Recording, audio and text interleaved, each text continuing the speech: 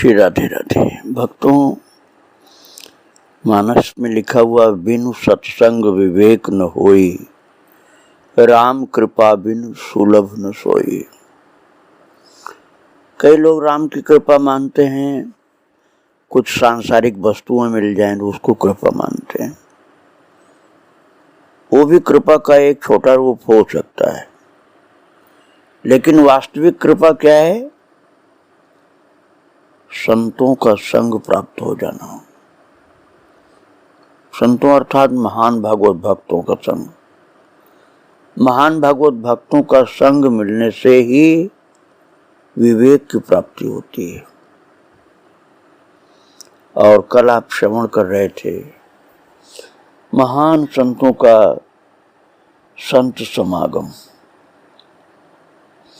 जिसमें बहुत से संतों ने भक्त कोकिल जी से अपनी अपनी बात सुनाई थी और उनसे पूछा था। उन्हीं में एक संत थे देवीदास जी महाराज। उन्होंने पूछा कोकिल साईं से और पहले अपनी जानकारी की बात प्रस्तुत की कि मैंने ऐसा सुना है कि शरीर रूपी रथ पर बैठकर जीव दिव्य धाम में जाता है, तो ये शरीर रथ कैसे है?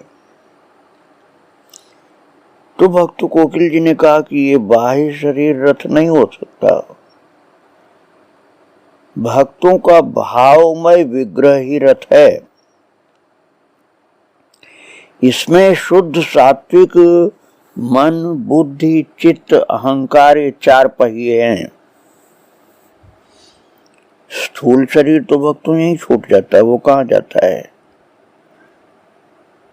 जिस शरीर को रथ बताया गया है उसकी बात कोकिल साईं कह रहे हैं कि शुद्ध सात्विक मन, बुद्धि, चित्त, अहंकार ये चार पहिए हैं और नाम स्मरण रूप ध्यान, लीला चिंतन और धाम में आसक्ति ये चार घोड़े हैं। श्रुति शब्द की रस्सियां हैं। संत सदगुरु का वचन चाबुक है। उत्साह की ध्वजा पताका है। रस का कलश है। सत्संग सारथी है। शील, संतोष, दया, करुणा, योग, वैराग्य, ज्ञान, विज्ञान आदि इस रथ के विभिन्न आभूषण हैं। ऐसे रथ पर चढ़कर भक्ति की नवधा भूमि पर चलते हुए प्रेमा और परा की मंजिल पर पहुंच जाता है जीव। श्री गुरु परमेश्वर की कृपा से भक्ति नगर, परम धाम, साकेत की प्राप्ति होती है। वहीं प्रभु की त्रिपाद विभूति है। महात्मा श्री कुंदन दास जी ने पूछा, वो त्रिपाद विभूति क्या है और भक्तों को उससे क्या मिलता है? श्री भक्त कोकिल जी ने कहा, भगवान की तीन विभूतियां हैं, संधिनी, संदीपिनी और आह्लादिनी। इनमें संधिनी शरणागत भक्त को श्री राम पदाम्बुज में संधान करती है, अर्थात जोड़ती है, मिलाती है। संदीपनी विभूति भक्त और भगवान के बीच का आवरण हटाकर नीलोज्वल मणि श्री जनक नंदिनी एवं श्री रामचंद्र जी के झकाझक चमचम चमकते हुए झिलमिल प्रकाश को प्रकट करती है और उनकी जगमगाती ज्योति से भक्त के हृदय सिंहासन को संदीप्त करती है।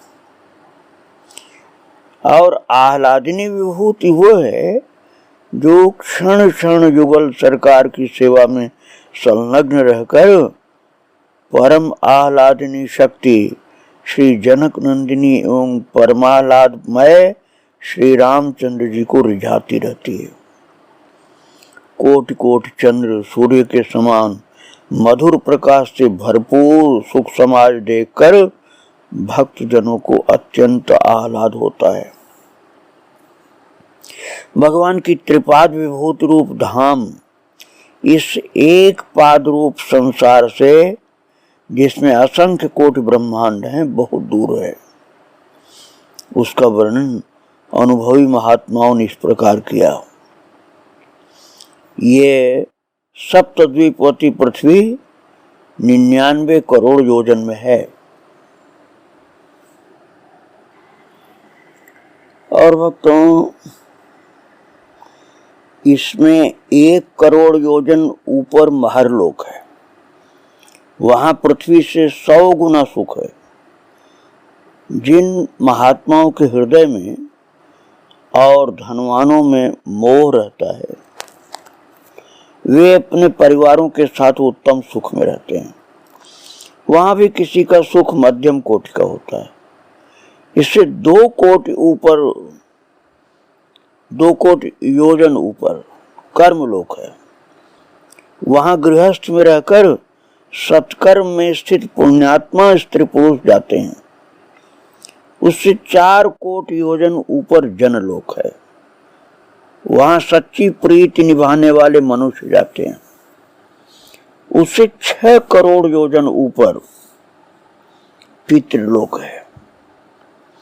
उससे 8 करोड़ योजन ऊपर गंधर्व लोक है। वहां निर्लोभ, निष्काम और हरि गुणगान करने वाले मधुर रागों से भरे उस प्रदेश में राग रागनियों की तान पर आराम करते हैं। उससे 10 करोड़ योजन ऊपर देवलोक है। अयोनिज देवों का निवास स्थान वहां। उससे 25,000 योजन ऊपर स्वर्गलोक है। उससे 25,000 योजन ऊपर बृहस्पति लोक है। उससे 40,000 योजन ऊपर तपोलोक है। उससे 50 करोड़ योजन ऊपर सत्यलोक है। इसे ब्रह्मलोक भी कहते हैं। उसके ऊपर कुमार लोक, फिर 32 करोड़ योजन ऊपर उमा लोक है। वहां शंकर पुरुष हैं और सब स्त्री हैं। उससे 32 करोड़ योजन ऊपर महाशंभु लोक है। उससे दूर 500 करोड़ योजन चौड़ी विरजा नदी है। विरजा नदी के इस पार एक पाद संसार है और उस पार महावैकुंठ लोक है। वहां महालक्ष्मी और महाविष्णु विराजमान। वही अपनी सब शक्तियों सहित चतुर्व्यूह रहते हैं और असंख्य कोटि ब्रह्मांडों की चाबियों के गुच्छे अपने हाथ में रखते हैं। साकेत और गोलोक की ईश्वरता का खजाना यही है। यहाँ सत्संग के प्यासे हरि गुण गान करने वाले वैष्णव रहते हैं। इससे 50 करोड़ योजन ऊपर साकेत धाम है। उसके चारों ओर बड़े बड़े 4 धाम और हैं। उत्तर की ओर श्री राम नारायण अवतारी का लोक है। पूर्व की ओर श्री जनकपुर, दक्षिण ओर चित्रकूट और पश्चिम ओर श्री गोलोक है। भक्तों, ये बहुत उच्च कोटि के दिव्य ज्ञान की बातें हैं। ये जल्दी से किसी को मालूम नहीं हो सकती। इस श्री कोकिल साईं को अपने उच्चतम ज्ञान की अवस्था में सब प्रभु श्री राम के द्वारा ज्ञात हुआ था।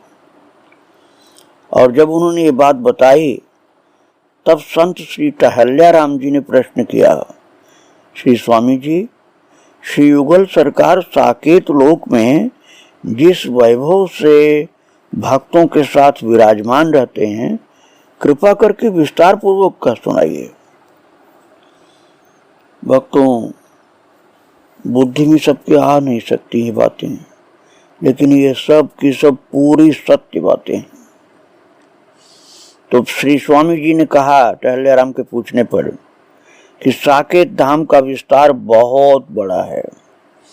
बिना धुएं के अग्नि के समान ओमकार के मध्य में दीपक की लौ के समान लाल लाल रेत प्रकाशमान है। उसके बीच में कोट चंद्रमा के समान चमकते हुए शीतल मंडप में, जिसके चारों ओर बड़े बड़े चौक और परकोटे हैं, महारास स्थली है। वो मंडप शुभ्र पारिजात वृक्ष के नीचे है।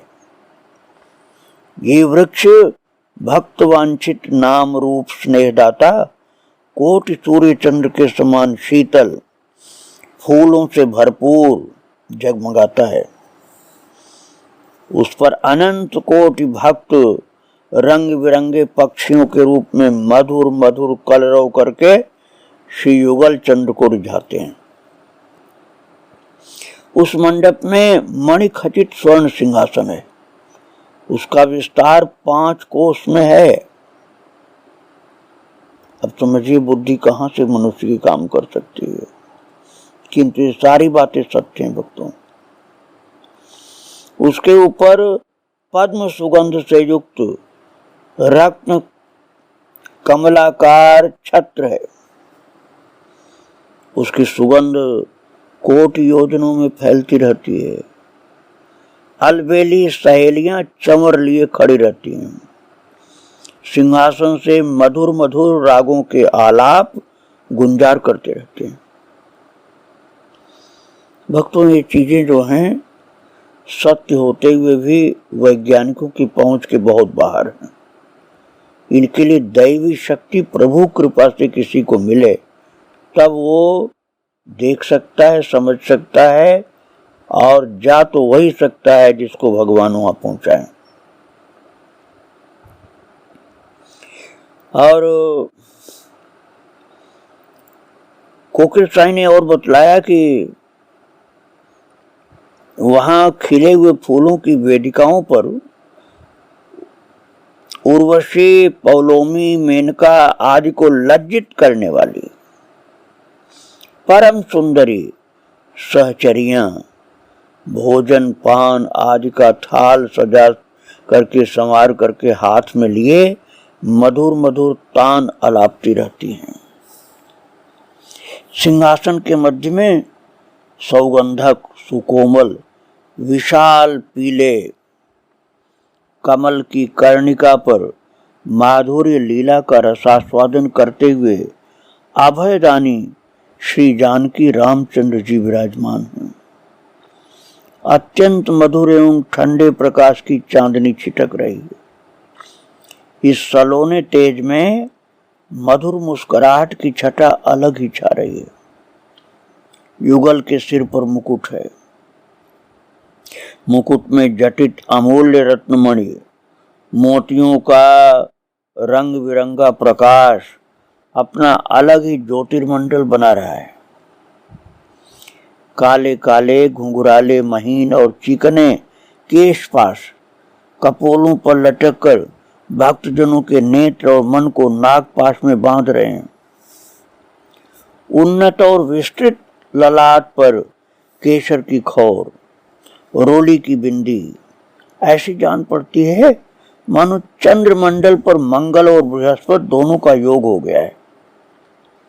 अनुग्रह की वर्षा करती हुई भौएं, प्रेमामृत बिखराते रत्नारे ललित लोचन, नीलम दर्पण के समान सुस्निग्ध स्वच्छ कपोल जिनमें मकराकृत कुंडल के प्रतिबिंब पड़ रहे हैं और अनुराग की लाली उभर रही है, इतने सुंदर हैं कि मधुर मूर्ति श्री प्रिया जी के नेत्र शिशु उसी पर खेलते रहते हैं।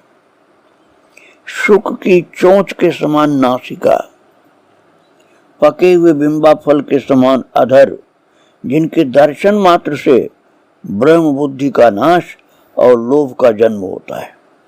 आप लोग संसार का मत समझना, भगवान की प्रीत वाला लोभ, जो दांत रूपी द्विजों को पर्दे में रखते हैं, जिससे रुष्ट होकर वे द्विज भी रसानुभव रूपिणी इस रसना को अपने कैद में रखते हैं। उन अधरों को देख देख कर और उन पर अपना एक छत्र अधिकार समझकर श्री प्रिया जी मंद मंद मुस्कुराती रहती हैं और उनकी मुस्कुराहट देखकर ये अधर और भी लाल लाल होकर अपनी रश्मियां बिखेरती हैं, फैलाती हैं और अनारदाने के समान सुंदर सुडौल दंत पंक्ति पर रीझ कर नासिका के बदले मानो तोता ही ललचता हुआ ठिठक रहा है। कपोलों का श्यामल, अधरों का लाल और दांतों का श्वेत प्रकाश मिलकर मानो एक दिव्य चिन्मय त्रिवेणी की सृष्टि कर रहे हैं। श्री कौशल्या मैया के लाड़ भरे संस्पर्श के गंभीर स्मृति लिए चिबुक मुख के सौंदर्य, संपूर्ण सौंदर्य की चारुता का श्रेय अपने ऊपर ही आरोपित कर रहा है। कंबुकंठ, हृष्टपुष्ट कंधे, शुंडा दंड के समान विशाल भुजदंड, लाल लाल हथेलियां, बड़ी बड़ी और निश्चिद्र उंगलियां, उभरे और लाल लाल नख, बायां करकमल श्री प्रिया जी के कंधे पर, दाहिने करकमल में लीला कमल, ऊंचा और चौड़ा वक्षस्थल, गंभीर नाभि, त्रिवली वलित उदर, कंठ में कौस्तुभ मणि, वक्षस्थल पर नीलम के समान स्तनों का स्पर्श करती हुई मुक्तामाला, वक्षस्थल पर बाईं ओर श्रीवत्स की स्वर्णिम भौरी और दाहिनी ओर महर्षि भृगु के चरण चिन्ह, कंधे पर पीतांबर, श्री जनक नंदिनी की लाल साड़ी का स्पर्श करके एक द्वितीय युगल सुख की सृष्टि कर रहे हैं।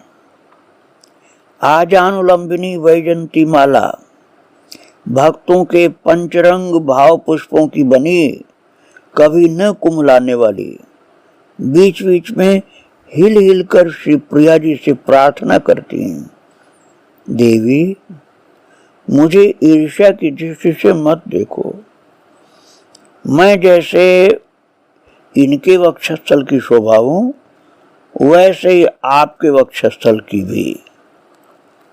सिंह की कटी के समान कटी है। पीतांबर धारण करने के कारण कटी से लेकर गुल्फ तक के भाग ढके हुए हैं।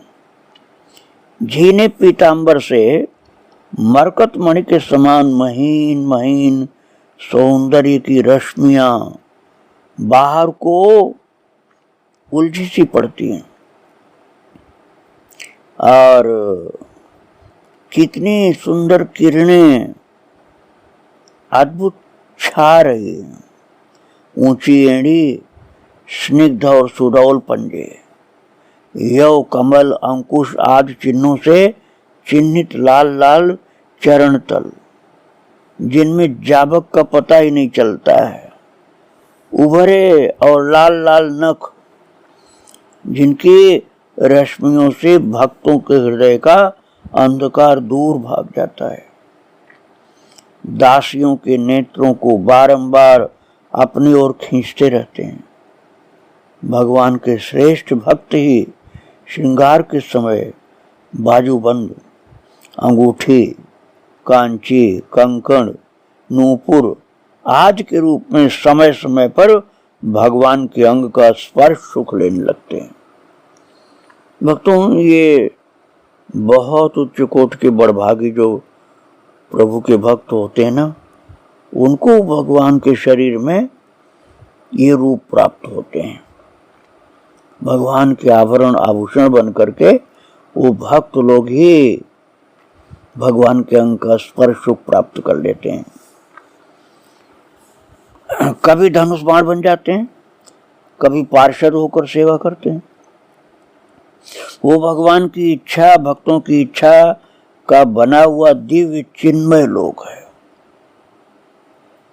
ऐसा दिव्य है जो चिन्मय है और वहां उनके संकल्प ही मूर्तिमान होकर अप्राकृत लीला करते रहते हैं। वहां एक ही समय में सारे समय, एक ही स्थान में सारे स्थान, एक ही वस्तु में सारी वस्तुएं रहती हैं। संसार में कितना ही कोई बुद्धिमान हो, उसकी बुद्धि वहां की चीज को समझ नहीं सकती है। वहां संसार का कोई भी नियम लागू नहीं होता है, न जन्म, न मृत्यु, न जवानी, न बुढ़ापा, न सूर्य, न चंद्रमा, न स्त्री, न पुरुष, न सृष्टि, न प्रलय, न काम क्रोध आदि विकार, न शोक, न मोह, न बंधन, न मुक्ति, न भ्रम, न विरह, न मान। वहां सब कुछ भगवान है, सब भगवन्मय है, सब उनका संकल्प है, सब उनकी लीला है। वहां अज्ञान न होने से ज्ञान भी नहीं है, राग न होने से वैराग्य भी नहीं है। जब राग ही नहीं तो वैराग्य कैसे होगा? जब अज्ञान ही नहीं तो ज्ञान कहां से होगा? संयम न होने से निर्णय भी नहीं है। वहां प्रेम है, सेवा है, विलास है। विलास संसार का आप मत समझना। बहुत उच्च कोट की दिव्य भगवदी रस की बात सुना रहा हूं आपको। युगल सरकार के परस्पर हास विलास, बोलन चलन, चितवन खेलन, मुस्कान की माधुरी कण कण से बरस रही है। यही त्रिपाद विभूति है, यही साकेत धाम है। इस प्रकार मीरपुर में 15 दिन तक सत्संग का रंग जमा रहा।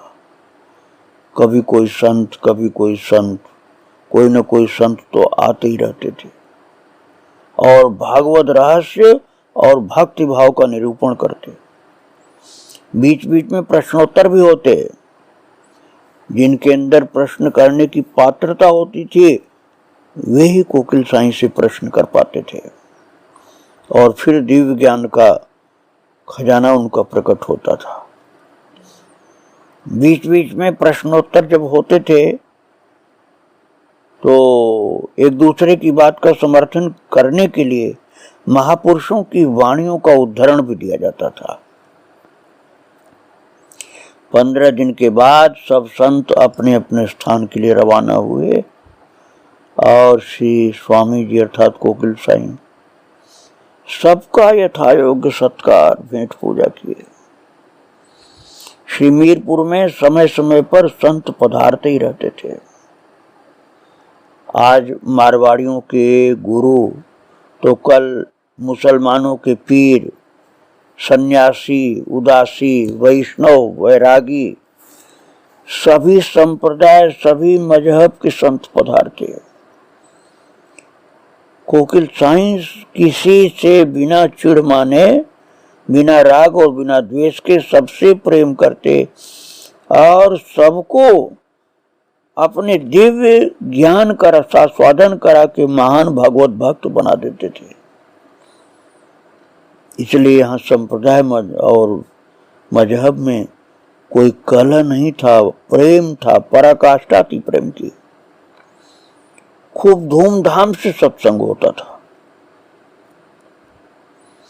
श्री स्वामी जी सबका यथोचित सत्कार करते थे और सबकी आंखों से प्रेम की धारा अश्रु प्रवाह के रूप में चलती थी।